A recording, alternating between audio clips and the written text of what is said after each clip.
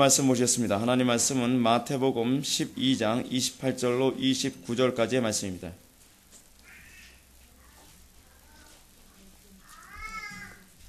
하나님 말씀은 마태복음 12장 28절로 29절까지의 말씀, 신약성경 19페이지입니다. 마태복음 12장 28절로 29절까지의 말씀 다 찾으셨으면 제가 봉독하겠습니다. 그러나 내가 하나님의 성령을 힘입어 귀신을 쫓아내는 것이면 하나님의 나라가 이미 너희에게 임하였느니라. 사람이 먼저 강한 자를 결박하지 않고서야 어떻게 그 강한 자의 집에 들어가 그 세간을 강탈하겠느냐. 결박한 후에야 그 집을 강탈하리라. 아멘. 이 시간은 하나님의 성령의 힘입으라 라는 제목을 가지고 하나님 말씀 증거하도록 하겠습니다. 제가 기도원을 갔다 오면서 기도원에 가서 제가 창세기를 계속 강의할 것인가, 그렇지 않으면 다른 말씀을 설교할 것인가에 관해서 고민을 했습니다. 고민하는 가운데에 제 마음속에 이 부분을 설교하는 것이 좋겠다라고 하는 생각을 하게 되었습니다. 이번에 기도원에 가서 주로 신약 성경을 나름대로 통독하려고 애썼는데, 신약 성경 기도하는 시간이라든지 그렇지 않은 다른 여건 때문에 신약 성경을 다 통독하는 데는 사실 실패했습니다. 근데 제가 신약 성경을 읽으면서 제가 굉장히 가슴에 와닿았던 아주 중요한 부분이 바로 이거였습니다.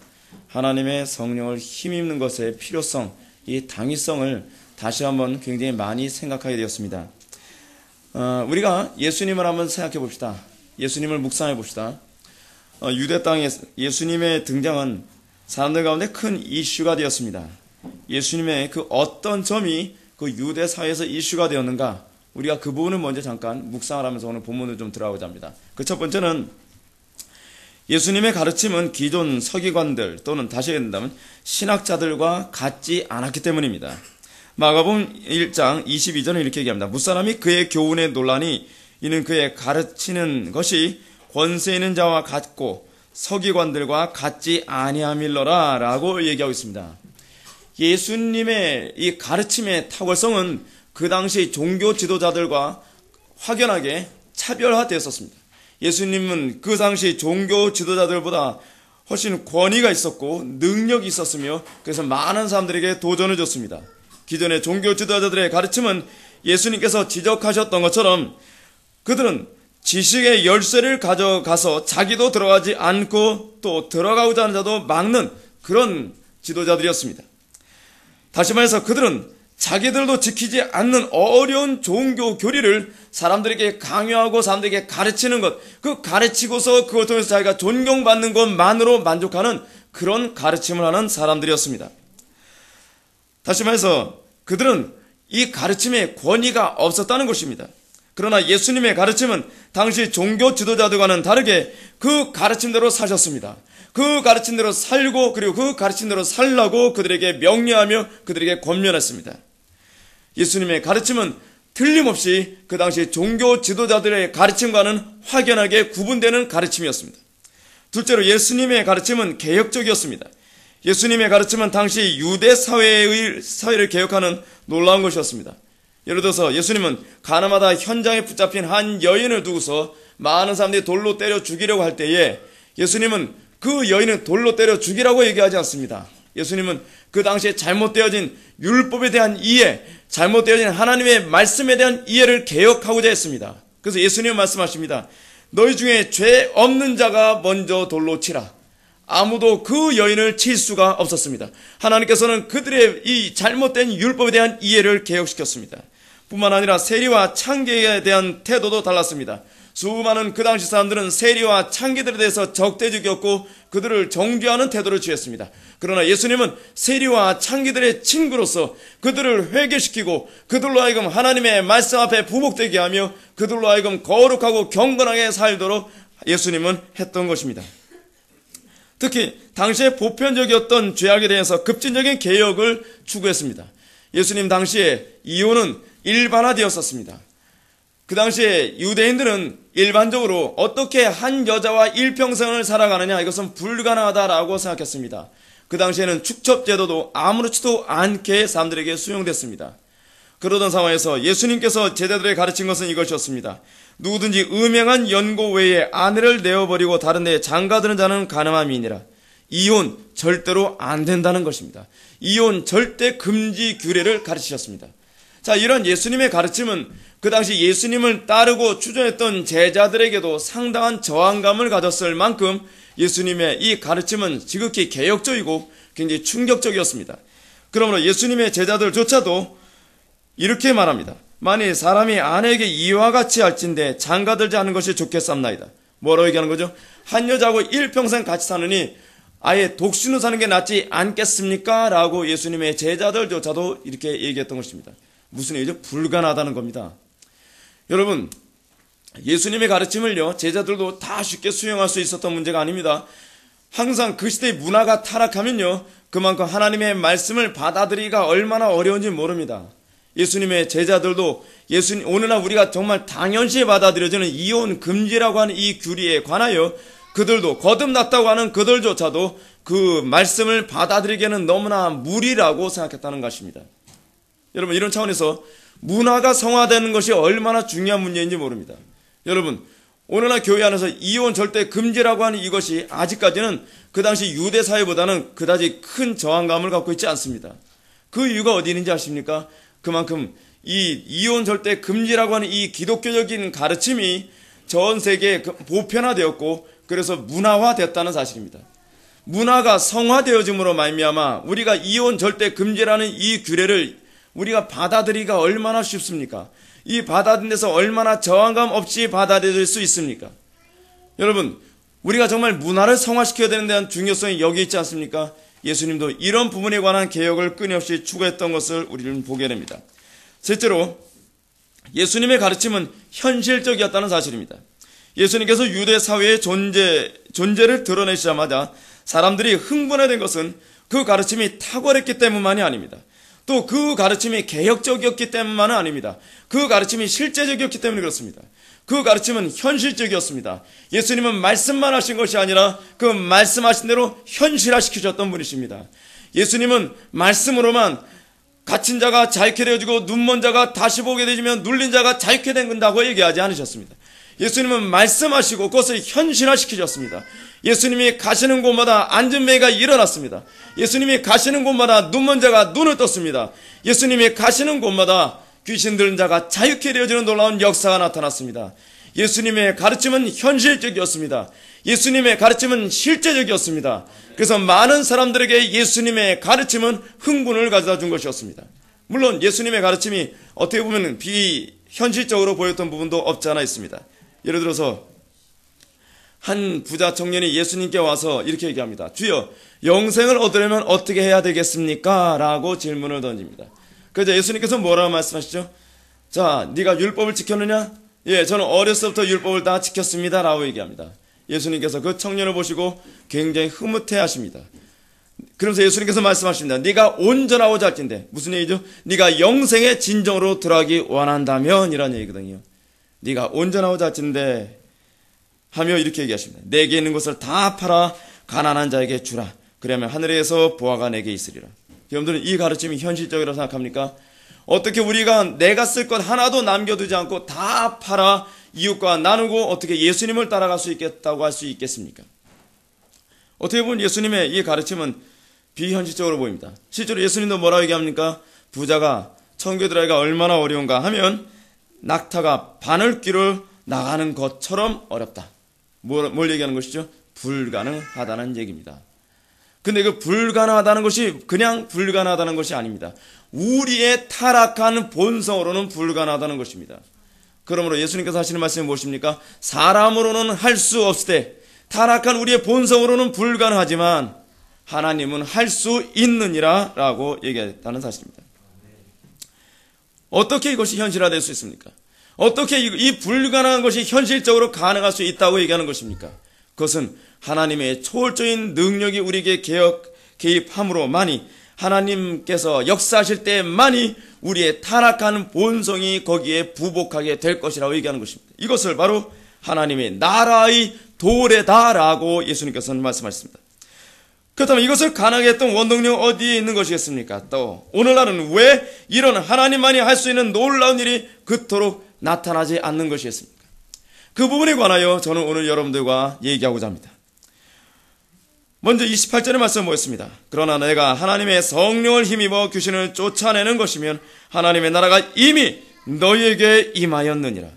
결론적으로 말씀드린다면 하나님 나라의 현실화, 예수님의 가르침이 불가능해 보이는 그 가르침이 현실화될 수 있는 근거는 지식에 있지 아니하고 또는 논리에 있지 아니하고 하나님의 성령을 힘입을 때라야만 가능하다는 사실입니다.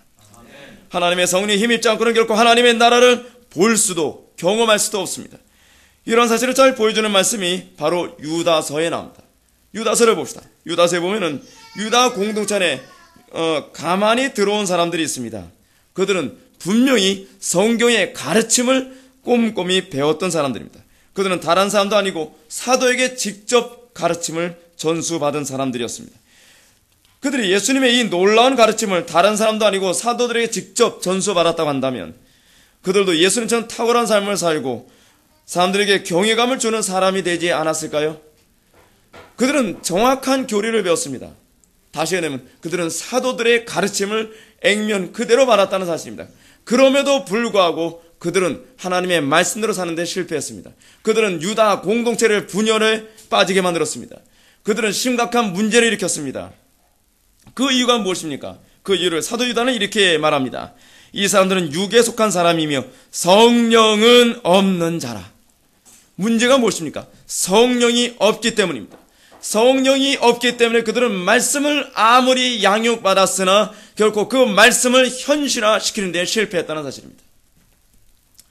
그들의 문제는 기질의 문제가 아니었습니다. 그들의 문제는 지식의 문제도 아니었습니다. 그들의 문제는 이해력의 문제도 아니었습니다. 그들의 결정적인 문제는 성령이 없는 자였다는 사실입니다. 다시 말해서 그들은 하나님의 성령에 힘입지 못한 사람들이었고 육체에 속한 사람들이었습니다. 이런 사람들은 사도 바울의 말처럼 아무리 배워도 진리에 이르지 못합니다. 이들은 도리어 예수님의 이 놀라운 하나님의 가르침을 이익의 재료로 삼거나 그렇지 않으면 세교거리로 삼습니다. 실제로 우리는 주변에서 그런 사람들을 많이 봅니다. 얼마나 많은 사람들이 교회에 출석한 이후에 더 이기적이고 더 파렴치해지는 것을 우리는 보여야 됩니까? 어떤 사람이 이렇게 얘기합니다. 저 사람 예수 믿기 전에는 통 크고 좀 괜찮은 사람이었는데 예수 믿고 나서 좀 더 무능해져 버리고 예수 믿고 나서 더 이기적이고 예수 믿고 나서 좀 사람이 좁아졌다라고 우리는 얘기를 듣는 경우가 얼마나 많습니까? 예수님이 그랬습니까? 예수님은 그렇지 않았습니다. 우리가 정상적으로 예수를 믿었다면 그리고 하나님의 은혜의 그 영광 가운데 우리가 거하고 있다면 우리는 결코 그렇게 평가를 받는 것이 정당한 평가가 아니라는 것을 알 수 있을 것입니다. 우리가 하나님의 은혜의 영광 가운데 들어가게 되었다면 우리는 초대교회 성도들이 받았던 그 동일한 평가를 받아야만 합니다. 세상 사람들이 우리가 믿는 그 신앙으로 말미암아 우리를 핍박할지언정 세상은 우리를 존경하게 되어야만 합니다. 그러나 오늘날 이 교회, 이 시대 교회에 대한 세상의 평가는 어떻습니까? 세상 사람들이 교회를 핍박하지는 않지만 세상이 교회를 걱정하는 시대에 우리가 살고 있습니다. 세상이 교회를 손가락질하는 시대에 살고 있습니다. 그것은 무엇인가 잘못되고 있는 것입니다. 얼마나 많은 설교자들이 또한 이 영광스러운 진리의 성경의 말씀을 가지고 더 많은 헌금을 강요하는 데 사용합니까? 또 얼마나 많은 사람들이, 많은 이단이 우리와 동일한 성경을 가지고 율법 무용론을 가르치고 음란과 세격거리로 만들고 있습니까? 여러분들 그 이유가 어디에 있다고 봅니까? 그들에게 지식이 부족해서 그렇습니까? 그들에게 성경이 없어서 그렇습니까? 저는 그렇지 않다고 봅니다. 그들의 문제는 그들 속에 성령이 거하시지 않기 때문입니다. 그들 속에 하나님의 성령의 능력을 힘입지 않았기 때문에 문제가 있다는 것입니다. 근본적인 문제는 바로 여기에 있습니다. 그들은 올바른 가르침 이전에 성령을 힘입지 않았다는 점이 가장 큰 문제입니다. 오늘 본문도 이 부분을 지적하고 있습니다. 예수님께서는 끊임없이 하나님 나라를 선포하셨습니다. 그 나라는 정의가 하수같이 공법이 물같이 흐르는 나라였습니다. 또 그 나라는 죄와 사단의 통치로부터 자유로운 그런 나라였습니다. 그런데 그런 놀라운 나라의 도래는 단순히 탁월한 가르침을 통해서 그 나라가 도래한다라고 얘기하지 않습니다. 예수님께서는 내가 진리를 가르침으로 하나님의 나라가 도래하노라 라고 얘기하지 않습니다. 내가 탁월하게 논리적으로 내가 이 지식을 가르쳤기 때문에 하나님의 나라가 도래하노라 라고 얘기하고 있지 않습니다. 예수님 뭐라고 말씀하십니까? 내가 하나님의 성령을 힘입어 귀신을 쫓아내는 것이면 하나님의 나라가 너희에게 임하였느니라 라고 얘기했다는 사실입니다. 사도 바울도 하나님의 나라에 대해서 뭐라고 얘기합니까? 하나님의 나라는 지식의 나라가 아니라는 것. 지식이 필요 없다는 얘기는 아닙니다. 그러나 하나님의 나라는 먹고 마시는 것이 아니오 오직 성령 안에서 엔 푸니마티, 성령 안에서 의와 평강과 희락을 얘기합니다. 그래서 중요한 것은 무엇입니까? 성령 안에 거하는 것입니다. 성령께서 역사하실 때라야만 하나님의 영광이 나타난다는 사실입니다. 지식이 하나님의 영광을 보게 하지 않습니다. 하나님의 나라, 그것은 하나님의 통치하심입니다. 하나님의 통치는 하나님의 말씀을 근거하나 하나님의 말씀을 근거하는 그 통치는 성령께서 우리를 다스릴 때라야만 우리는 그 말씀에 굴복할 수 있다는 것을 믿으시기 바랍니다. 말씀으로만 이루어지는 나라가 아닙니다. 이것은 예수님의 공생의 사역에서도 예외가 아니었습니다. 예수님은 그 가르침을 주시기 위하여 얼마나 많은 기도를 했고 얼마나 하나님의 성령의 힘이 받는지를 알 수가 있습니다. 예수님께서는 공생의 사역을 시작하기 전에 그분은 40일 동안 금식하며 기도하셨습니다. 예수님의 사역의 시작은 기도로 시작합니다. 하나님의 성령의 능력을 힘입기 위한 그 기도가 그의 사역의 시작이었습니다. 예수님은 하나님이심에도 불구하고 성령을 통하지 않고서는 아무것도 하지 않으셨습니다. 그래서 예수님은 매일 습관을 조차 기도하셨습니다. 또 특별한 어려움이 있거나 결정을 해야 할 때는 밤이 새도록 기도하셨습니다. 뿐만 아니라 예수님은 너무도 바쁘신 경우에도 새벽에 일찍 일어나 기도하셨습니다. 또 예수님은 아무리 해야 할 일이 많아도 그리고 많은 무리들이 예수님께 가르침을 듣고자 모여들었어도 그 무리들을 다 돌려보내고 한적한 곳으로 가서 기도하는 시간을 반드시 가졌습니다. 예수님은 하나님의 성령을 힘입는 삶이 그의 삶의 모든 것을 주도하고 있다는 것을 우리에게 보여주고 있습니다. 제가 기도원에 가서 이 사복음서를 읽으면서 제가 유난히 눈에 들어왔던 부분이 있습니다. 그것은 예수님이 얼마나 기도를 많이 했는가에 관한 부분입니다. 요즘에 사람들은 얘기합니다. 요즘같이 바쁜 시대에 어떻게 이렇게 기도를 많이 합니까? 요즘처럼 그렇게 힘든 시대에 어떻게 기도 많이 합니까? 근데 그것은 잘못 생각하는 겁니다. 예수님께서는 그리고 사도들조차도 그들의 사역에 그 모든 능력의 원동력은 지식이 있지 않냐고 그 지식을 현실화시키는 성령님께 의존되었다는 것을 우리는 기억해야만 합니다. 예수님이 얼마나 많은 기도를 하시는지 아십니까? 예수님은 하나님이십니다. 하나님이신 예수님께서 기도하지 않고서 그 일을 얼마나 할 수 있지 않으셨을까요? 그럼에도 불구하고 예수님은 우리들에게 어떻게 보내 보이셨습니까? 사역을 시작하기 전에 예수님께서는 40일 동안 금식으로 그의 기도에 그의 사역의 서막에 문을 엽니다. 그리고 예수님은 습관을 조차 매일 감난산에 올라가서 밤마다 기도하셨습니다. 사실은 성경적으로 얘기한다면 새벽 기도가 성경적인 것이 아니라 저녁 기도가 더 성경적입니다. 그리고 예수님은 매일처럼 기도하실 뿐만 아니라 또한 특별한 문제, 이 특별한 문제라고 하는 것은 바리새인들과 서기관들이 예수님을 죽이고자 작정하였더라라고 하는 그 말씀 다음에 나오는 얘기인데 예수님께서는 그것을 아시고 그때에라고 말씀하시면서 그것을 아시고 밤이 새도록 기도하셨더라라고 얘기하고 있습니다. 밤이 새도록 기도하셨습니다. 그리고 또 예수님은 그의 사역을 위해서 너무나 바쁘실 때는 새벽에 일어나서 또한 그 기도를 또 충당하셨습니다. 매 순간마다 그리고 매일같이 그분은 하나님의 성령의 능력을 힘입기 위한 삶의 연속이었습니다. 그래서 예수님을 우리는 뭐로 요약할 수 있는지 아십니까? 예수님은요 성령의 능력을 힘입지 않고서는 아무 일도 하지 않으셨던 분이십니다. 그분은 기뻐하시는 것조차도 성령 안에서 우리 한글성에는 성령으로 기뻐하였다라고 얘기하는데 더 정확한 직역을 한다면 성령 안에서 기뻐하였던 것입니다. 그분의 삶 자체는 항상 엔 푸니마트입니다. 그분은 하나님이십니다. 하나님이신 그분이 왜 성령 안에서 사셔야만 했습니까? 어찌하여 성령의 능력을 힘입어서 사셔야만 했습니까? 그것이 바로 교회가 살아야 될 태도라는 것을 우리들에게 보여주는 것입니다. 그러므로 예수님께서는 당신의 모든 능력과 사역이 이 기도와 하나님의 성령의 능력에 의존되어졌다는 것을 우리들에게 다음 같은 사건으로 또 하나 가르쳐주고 계십니다. 예수님께서 변화산상에서 모세와 엘리야를 만나시고 난 후에 산에서 내려오셨습니다. 산에서 내려오시니까 거기에 한 귀신 들린 아이를 쫓아내기 위한 예수님의 제자들의 이 진땀나는 사건이 이제 벌어집니다. 근데 아무리 내쫓으려 해도 이 귀신이 쫓겨나지 않습니다. 예수님은 그 제자들을 보면서 뭐라 얘기합니까?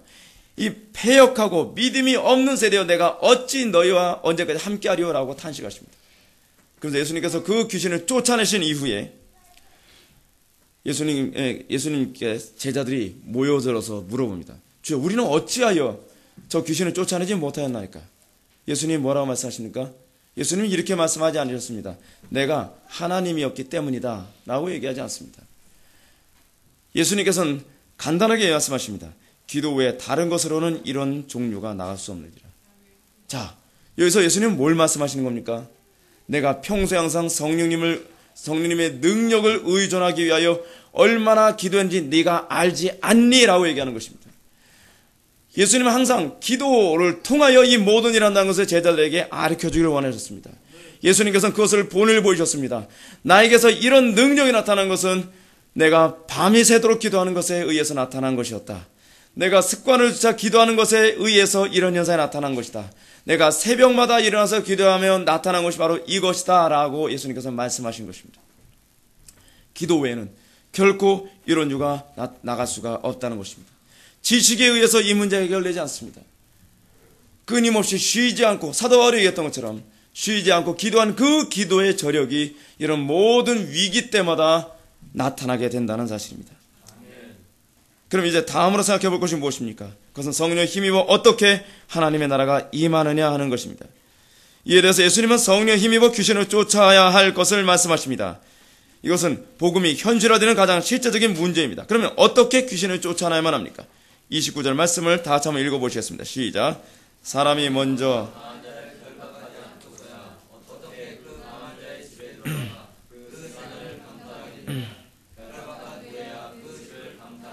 아멘.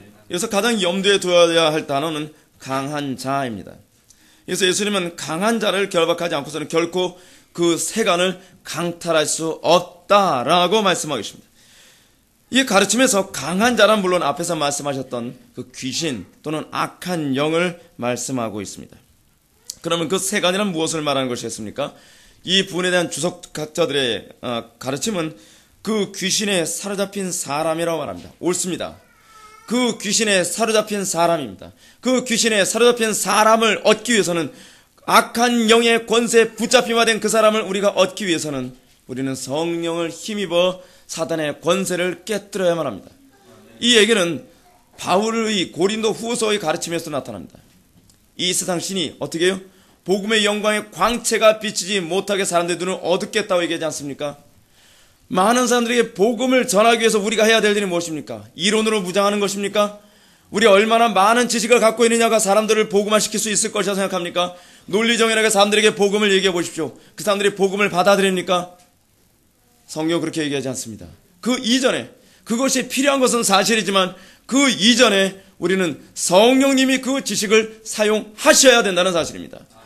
성령을 힘입어 하나님의 능력을 힘입어 우리의 안목을 가로막고 우리의 귀가 듣지 못하게 만드는 이 사단의 권세를 깨뜨리는 그 능력을 힘입는 것이 앞서야 한다라고 성경은 우리에게 가르치고 있다는 사실입니다. 그렇습니다. 이것이 바로 그 세간을 우리가 다시 강탈하는 방법입니다. 우리는 우리 주변에 얼마나 많은 사람들이 어려움이 있습니까? 알코올 중독자도 있습니다. 또는 우리 주변에 수많은 성범죄자들이 있습니다. 우리 주변에 수많은 이 인터넷 중독자들이 있습니다. 그들을 설득해 보십시오. 그들에게 많은 심리적 치료를 해 보십시오. 해결됩니까? 시간이 지나면 다시 원상복귀입니다. 문제가 어디에 있다는 겁니까? 그들은 악한 영에 붙잡혀 있다는 사실입니다. 그 악한 영에 붙잡혀 있는 그들을 하나님의 성령의 능력으로 깨뜨리기 전에는 그들에게는 어떠한 교육도 어떠한 가르침도 다 실패해버리고 말 것입니다. 그러나 저는 이 세간이라고 하는 부분을 좀 더 포괄적으로 해석하는 것이 더 옳다고 봅니다. 그것이 무엇이냐면 저는 사단에게 빼앗긴 하나님 나라가 바로 그 세간이라고 봅니다. 그것은 그 주석학자들이 얘기한 것을 좀 더 포괄적 있게 해석한 것입니다. 왜 그렇습니까? 이 땅은 원래 하나님께서 보기에 좋도록 창조하셨습니다. 이 땅은 모두가 다 하나님의 것입니다. 그런데 문제는 사단이 사람의 영혼을 타락시키고 그 영혼을 다 장악함으로써 이 세상을 보기에 좋지 않도록 다 파괴시켜버리고 말았다는 사실입니다. 그들은 하나님께서 우리를 통하여 다스리기 원했던 이 세상을 타락을 통하여 그들은 이 세상을 사단이 통치하고 있는 것입니다. 인간의 타락으로 말미암아 이 세상은 사단의 세간이 되고 말았다는 말입니다. 사단은 단순히 사람들의 영혼만 강탈한 것이 아닙니다. 사탄은 사람들의 영혼을 강탈함으로써 모든 피조물들을 다 신음하게 만들었습니다. 사탄은 온 땅을 죄와 사망으로 통치하게 했습니다. 그래서 가정이 파괴되어지고 사회가 무질서해지고 곳곳에 끔찍한 전쟁과 불법이 가득하게 했습니다. 이것이 바로 인간 타락 이후에 우리가 보고 있는 현실입니다. 그러나 우리가 강한 자 사탄을 결박해서 다시 되찾아야 될 세간은 그들에게 사로잡혀서 사단의 노예 노릇하는 영혼들 뿐만이 아니라 이 땅에 하나님의 통치를 회복하는 것입니다. 그것이 바로 우리가 다시 강탈해야 될 세간입니다. 이것을 위해서 우리가 반드시 염두에 두어야 할 것이 있습니다. 그것은 바로 우리가 다시 회복해야 될 하나님의 나라는 강한 자를 결박하지 않고서는 결코 강탈이 불가능하다는 사실입니다. 근데 그 강한 자, 이 강한 자라고 하는 이 악한 영들은 결코 우리의 힘으로는 결코 제압할 수 없는 대상이라는 것을 염두에 두어야만 합니다. 그들은 우리보다 월등히 강합니다. 그들은 우리의 힘으로 결코 제압할 수 없는 존재들입니다. 그래서 예수님은 사탄을 강한 자라고 말하는 것입니다. 그들은 하나님보다 강한 자가 아니라 바로 우리보다 강한 자라는 것입니다. 이 강한 자, 이 귀신 또는 악한 영을 결박하기 위해서 그래서 무엇보다 필요한 것은 우리의 지식이 아닙니다. 또는 프로그램이 아닙니다. 또는 우리의 기술이 아닙니다. 또는 우리의 방법이 아닙니다. 우리는 그보다 더 강한 자의 능력을 힘입어야만 합니다. 그것이 바로 하나님의 성령의 능력을 힘입을 때라야만 가능하다는 사실입니다.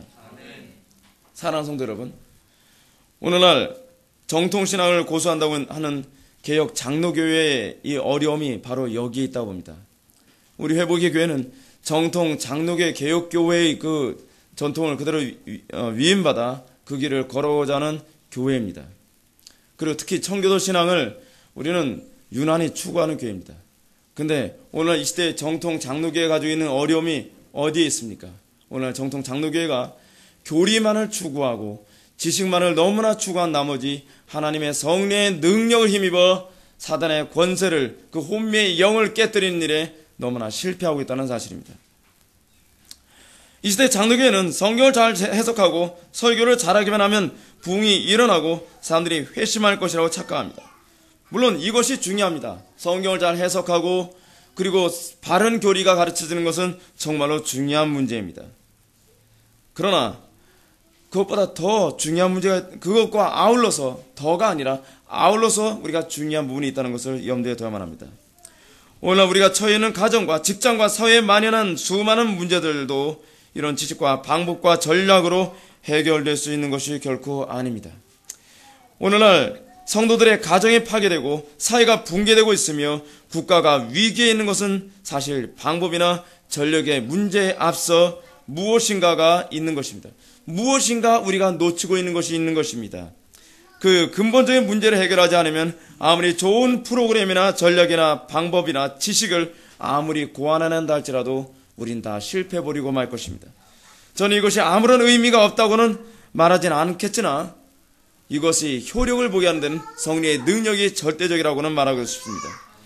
이 문제는 성경의 가르침을 탁월하게 해석하고 설교를 하지만 사람들은 점점 더 오늘날 교회들이 세속화되고 있다는 이 위험성을 여러분들한테 말씀드리고 있는 것입니다. 이 세상을 봅시다. 이 세상은 점점 위기에 처해가고 있습니다. 이 세상은 어찌하든지 세상이 더 좋아지기 위해서 수많은 방법을 고안해내고 있지만 더 심각한 어려움에 처하고 있습니다. 여성의 인권을 수호하려 했더니 가정에 위기가 오고 말았습니다. 학생들이 인권을 지켜내려 했더니 학교가 무질서해지고 교사들의 인권이 위협을 받기 시작했습니다. 사회적으로 아무리 좋은 방법을 시행할지라도 문제가 줄어드는 것이 아니라 문제가 점점 더 커지고 있습니다. 왜 그렇습니까? 세상 사람들은 하나님의 성령의 능력을 힘입는 것이 무엇인지 모르기 때문에 그렇습니다. 예를 들어 봅시다. 오늘날 이 세상이 가지고 있는 한계, 오늘날 이 세상 사람들이 가지고 있는 어려움은 이 문제로 잘 대변될 수 있습니다. 오늘날 영국은요, 사회보장제도가 세계에서 최고라고 하는 나라입니다. 영국 사회는, 영국 사회의 그 복지제도는 소위 여러분들이 잘 알고 있는 것처럼 요람에서 무덤까지라고 할 만큼 그들은 태어날 때부터 죽을 때까지 모든 사회복지가 그들의 삶을 다 책임집니다. 그러나 그런 탁월한 사회복지제도도 이젠 점점 심각한 장애에 지금 직면하고 있습니다. 그 이유가 무엇입니까? 이 탁월한 제도를 악용하는 사람들이 점점 많아지고 있다는 것입니다. 사람들은 점점 일하지 않습니다. 사람들은 점점 공부하지 않습니다. 사람들은 놀려고만 합니다. 여기저기 놀러 다니기만 좋아합니다. 왜 그렇습니까? 힘들게 일하지 않고 열심히 공부하지 않아도 먹고 사는데 지장이 없기 때문에 그렇습니다. 국가가 다 책임져 준다는 겁니다. 이렇게 사회가 먹고 사는데 지장이 없도록 보장을 다 해주기 때문에 그들은 남한테 싫은 소리 들어가면서 직장생활 할 생각이 없다는 겁니다. 또 힘들게 머리 아프게 공부 안 하겠다는 겁니다. 그렇지 않습니까? 우리가 왜 남한테 싫은 소리 들어가면서 돈을 봅니까? 그 이유는 먹고 살아야 되는 건 아닙니까? 그러다 보니까 또 반작용이 일어났습니다. 영국 안에서는요, 돈 버는 사람들이 많은 세금을 내거든요. 사회보장제도가 유지되려면 세금을 많이 내야 되지 않겠습니까? 근데 일하는 사람들이 점점 줄어들고 점점 노는 사람들이 많아지니까 점점 세금은 늘어납니다. 그러니까 사람들이 이렇게 얘기합니다. 일하는 사람들이 이렇게 얘기합니다. 내가 뭐하러 일을 하느냐? 내가 일해가지고서 저 놀고 먹고 돌아다니는 애들을 즐겁게 해주기 위해서 내가 돈을 버냐? 나도 일 안 하겠다. 이것이 지금 영국에서 일어나는 심각한 문제입니다. 그래서 영국은 점점 일하는 사람들이 줄고 공부하는 사람들이 점점 줄어듭니다. 그래서 결국 국민들의 의식 수준이 점점 낮아지고 점점 더 낮아져서 지금 영국은 심각한 문제까지 지금 대두되고 있습니다. 이런 문제 때문에 영국은 지금 사회보장제도를 어떻게 개선해야 되느냐, 이걸 포기해야 되느냐라고 하는 문제에 직면해야 됐습니다. 왜냐하면 국고가 거의 바닥날 지경이거든요. 여러분들은 이 문제가 어디에 있다고 생각합니까? 시스템의 문제가 있다고 생각합니까? 구조는 좋습니다. 구조가 잘못되지 않았습니다. 저는 구조의 문제가 있다고 생각하지 않습니다. 이 영국의 가장 심각한 문제는 영국 사회가 뭔가 잘못 이해하고 있는 것은 윌리엄 윌버포스가 지적하고 있던 것처럼 칭의론에 대한 잘못된 이해 때문에 그렇습니다. 인간의 전적 타락에 대한 잘못된 이해 때문에 그렇습니다. 인간은 선하지 않습니다. 인간이 악합니다. 이것이 문제입니다. 그러면 이 근본적인 문제를 해결하기 위해서 우리가 오늘 이 시간 접근해야 될 두 가지가 있는데, 첫 번째는 인간의 전적 타락의 문제입니다. 인간의 전적 타락은 세상 모든 비극의 시작입니다. 이 타락한 인간에겐 아무리 좋은 제도도 무용지물일 뿐입니다. 제도가 좋으면 좋을수록 사람들은 그 좋은 제도를 더 악용하려 들 뿐입니다. 제도가 좋으면 좋을수록 사람들은 더 그것을 나쁘게 활용할 궁리만 합니다. 도리어 좋은 제도를 통해서 자기의 악한 본성을 만족시키려 하는 것이죠. 사람들에게 아무리 많은 편리를 제공해 보십시오. 사람들을 더 즐겁게 만들어 보십시오. 사람들이 원하는 것을 얼마든지 할 수 있도록 자유를 줘 보십시오. 그 결과는 항상 참담할 뿐입니다. 그 결과가 나타나는 것은 항상 사람들이 더 악해지고 더 이기적이 되며 더 무질서해진다는 사실입니다. 우리나라 사람들이 흔히 하는 말처럼 사람은 서면 앉고 싶고 앉으면 눕고 싶고 누우면 자고 싶은 것이 사람입니다. 그것이 인간의 모습입니다. 인간은 만족할 줄 모릅니다. 인간에게 악한 본성을 만족시켜주려 할수록 인간은 더 악해집니다. 여러분, 아이들에게 편리를 제공해 주십시오. 아이들이 해달라는 걸 다 해줘 보십시오. 아이들이 더 철이 들고 아이들이 더 지혜로워지고 아이들이 더 강해집니까? 아이들은 점점 더 악해지고 아이들은 더 철이 없어지고 아이들은 점점 더 나쁜 태도와 습관만 가득해져 갑니다.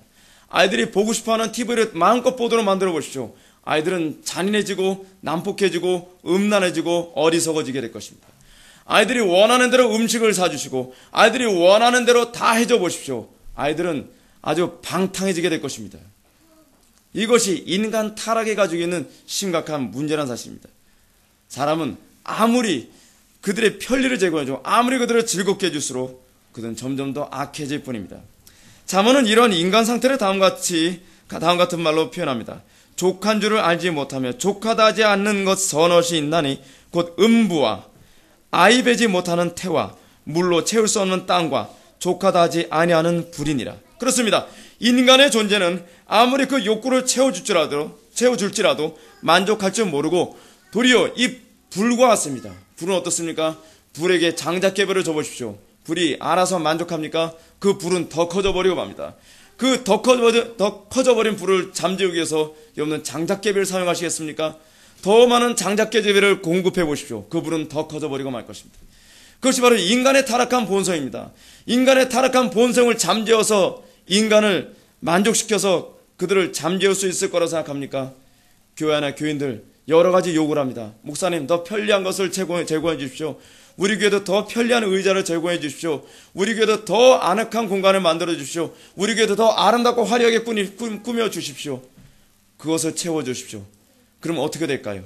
그들은 더 활활 타오르는 불같이 되어버리고 말 것입니다. 그들은 더 많은 장작개비를 요구하게 될 것입니다. 그들은 더 큰 편리를 요구하게 될 것입니다. 그들은 더 화려한 것을 요구하게 될 것입니다. 그들은 더 아름다운 음악을 원하는 그런 더 비싼 악기를 요구하게 될 것입니다. 그들은 더 화려한 예배당을 원하게 될 것입니다. 그러나 그들은 더 큰 불이 돼서 더 큰 죄악을 요구할 뿐일 것입니다. 그것이 바로 인간이 가지고 있는 전적 타락의 가장 심각한 문제라는 사실입니다. 그럼 우리가 또 생각해야 될 두 번째 문제는 무엇입니까? 그것은 바로 우리들의 눈에 보이지 않는 어떠한 악한 영들이 실제로 존재한다는 사실입니다. 우리들의 눈에 보이지 않는 악한 존재들은 우리의 타락한 본성을 자극하기 위해서, 그것을 통하여 사단의 목표를 채우기 위해서, 그리고 하나님을 대적하기 위해서 그들은 끊임없이 집요하게 우리의 타락한 본성을 자극하고 있다는 사실입니다. 그 묘김이 얼마나 강한지 우리들의 힘으로는 결코 통제할 수 없다는 것입니다. 그러면 우리는 이 두 가지 사실을 염두에 두고 세상의 모든 문제를 진단하고 나가야만 합니다. 첫 번째가 뭐요? 인간의 전적 타락. 두 번째는 악한 영들의 개입. 우린 이 두 가지를 항상 염두에 두고 우리 삶에 나타나는 모든 문제에 대하여 진단하는 법을 터득해야만 합니다. 그렇다면 이 문제를 어떻게 해결하면 하겠습니까? 그것은 오로지 성령의 능력을 힘입는 것뿐입니다. 성령님만이 진리를 현실화시킬 수 있는 유일한 분이십니다. 성령님만이 우리의 타락한 본성을 잠재우실 수 있는 유일한 분이십니다. 성령님만이 악한 영들을 제압하고 결박할 수 있는 유일한 분이십니다. 우리가 이것을 믿고 우리가 이것을 인정해야만 합니다. 따라서 우리의 삶 속에서 하나님의 나라가 참으로 도래하길 바란다면 모든 문제 해결을 하나님의 성령을 힘입는 것으로부터 시작해야만 합니다. 우리는 예수 그리스도께서 본을 보이셨던 것처럼 철저히 기도에 헌신해야만 합니다. 왜 그렇습니까? 이것만이 하나님의 성령을 힘입고 의지하는 유일한 방법이기 때문에 그렇습니다. 기도 외에는 이런 다시 얘기해서 하나님의 성령의 능력을 힘입는 방법이 없습니다. 성령님만이 우리의 타락한 본성을 변화시키고 잠재울 수 있습니다. 우리가 도무지 당해낼 수 없는 악한 자를 결박시킬 수 있습니다. 그러므로 우리는 기도에 전혀 힘써야 될 당위성이 바로 여기에 있습니다. 앞에서는 부자 청년의 문제를 잠시 언급했습니다. 그 청년은 자기 나름대로 어렸을 때부터 율법을 빠짐없이 지켰다고 자부했던 사람입니다. 예수님도 이런 청년의 말에 대해서 아니라고 부정하지 않았습니다. 예수님은 그 청년을 바라보면서, 그렇게 대답하는 청년을 바라보며 사랑하셨다라고 얘기하고 있습니다. 그런데 그 부자 청년의 문제가 무엇이었습니까? 그는 자기의 의지로는 어느 정도 율법을 지킬 수 있었으나 하나님의 명령을 온전히 지키는 데는 역시 역부족이었다는 사실입니다.